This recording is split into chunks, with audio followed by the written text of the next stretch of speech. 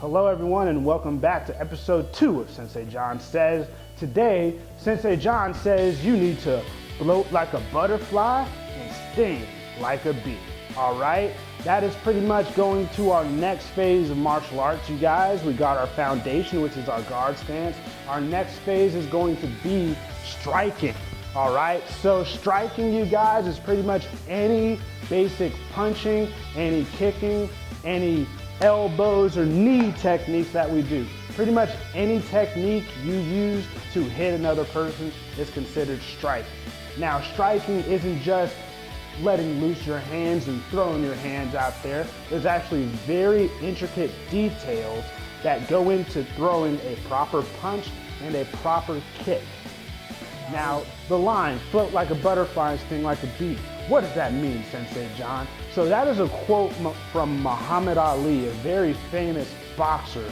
Years ago, he was a heavyweight boxer, and he was one of the greatest boxers in the world for a long time. And one of his favorite phrases to say was, float like a butterfly, sting like a bee. What that means is pretty much you need to understand the difference and the balance between hard movement and soft movement. Hard movement meaning we throw and we aim to hurt, and we throw in a straight line and it lands. Soft movement meaning how to relax, right? You'll see a lot of boxers do what you call roll the shoulders. Rolling your shoulders helps relax your shoulders, and it helps release some of the pain you feel when you've been punching for a long time. So now the first thing I'm gonna go over with you guys is the rotation of the body, right? So we're in our foundation, right? We're in our guard stance. First thing we're gonna do is rotate our body. Now, if it's a lead technique, meaning it's from the front foot or the front hand, you're gonna rotate your front foot. You're gonna rotate your front heel here, all right? When you rotate, you're actually maximizing the distance and the power that you have, okay? So if I'm here and I rotate, that's as far as that I can go unless I lean, and I don't want to lean. If I lean, my weight gets all off, I'm off balance. If that person hits me, I'm all off balance and I can't do anything about it.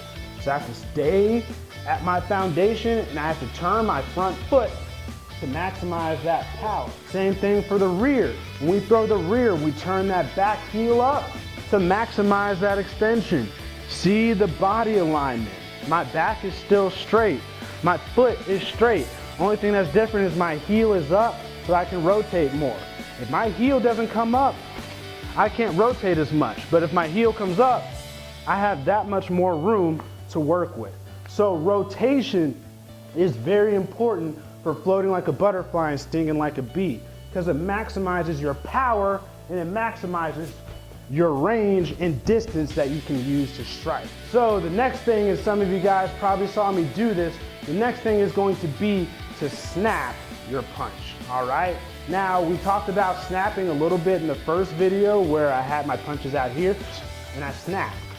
Now, snapping your punch, you guys, pretty much means as fast as that hand comes out, it comes right back to your face. That doesn't mean that you shorten the technique, right? So that you can have the illusion of moving faster. What it means is from here, as fast as my hand goes out, it comes right back to my face. The reason why we want to do this is because my opponent, whoever I might be striking against, might be pretty advanced. And if I leave my hand out there all day, they're gonna grab my hand, right? They're gonna grab my hand, try to choke me with my own hand, try to do some kind of joint lock manipulation.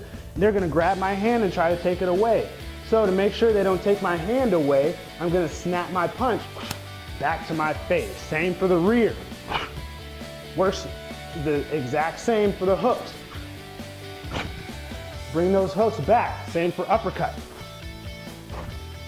Snap those punches back to your face. Not only will this help keep your hands by your body back to your foundation and keep your hands and arms safe, but this also increases the impact of your strike.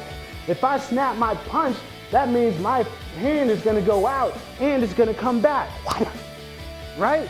That creates a whip effect. You guys ever take a towel, right, or a washcloth, and we twirl it up and we snap it out and then bring it back and it creates that whip? You're doing the same thing with your arms and your hands when you snap your strike. Doing the same thing, rotating and snapping your punches and snapping your kicks, right? Doing all those things, you guys, will help build up power, it'll help build up stamina, and help keep your arms and limbs safe from being manipulated by another person. Guys, make sure we're striking, right, and we're snapping our punches and we're rotating and we're floating like butterflies and stinging like bees. Remember to relax those shoulders. That's the key. Relax those shoulders, right? And then at that last moment, you pop them out.